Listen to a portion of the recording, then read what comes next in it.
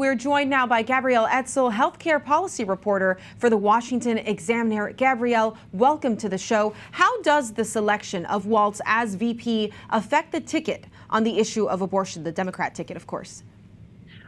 Walz's candidacy for vice president is a very strong signal for Harris's Democratic base here on the issue of abortion.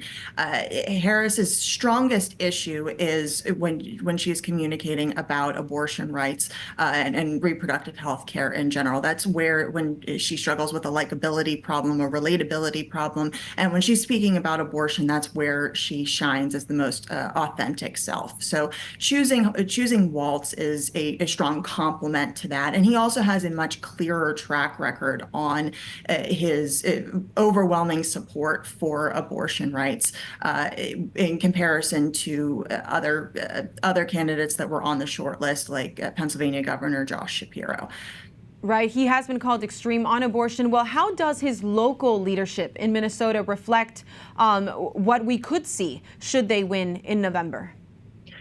Walz has a very dogged stance when it comes to abortion. When he was reelected for governor in 2022, his state in the Democratic leadership in the House and Senate there as well instituted their fundamental right to abortion in January 2023, as soon as they came into the legislative session that year.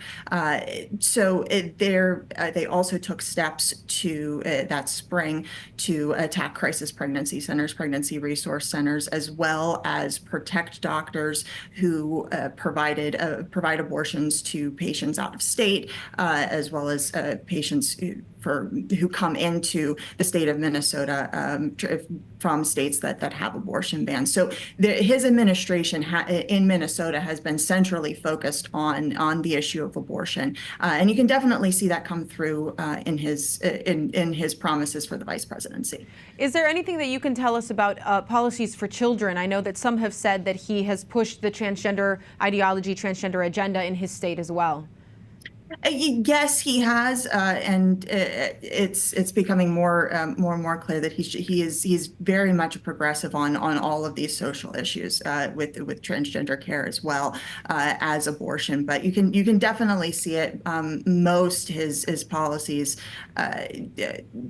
You can definitely see most of all that his progressive ideology really shines when it comes to unlimited abortion rights and a fundamental right to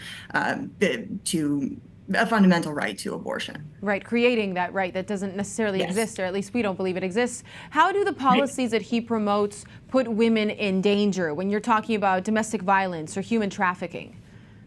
Sure. Well, the main issue there, and at least in my estimation, is the removal of informed consent policies. This is a major issue across the nation, but as well as in Minnesota.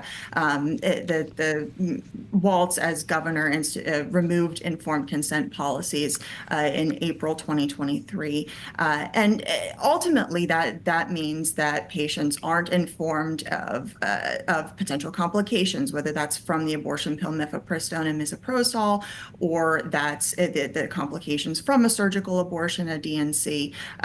So, which is also out of keeping with every other medical procedure that you could name. I speak to a lot of doctors regularly, and they're aghast, especially if they're unfamiliar with abortion protocol, that we can just remove informed consent policies, and that's not even going into removing informed consent about fetal development, fetal anatomy at each stage of pregnancy, not even getting into the issue of life, just basic biology. It's quite frightening. Absolutely. Well, we'll be watching that closely, and we're grateful for your reporting, Gabrielle. Thank you for joining us. Thank you for having me on.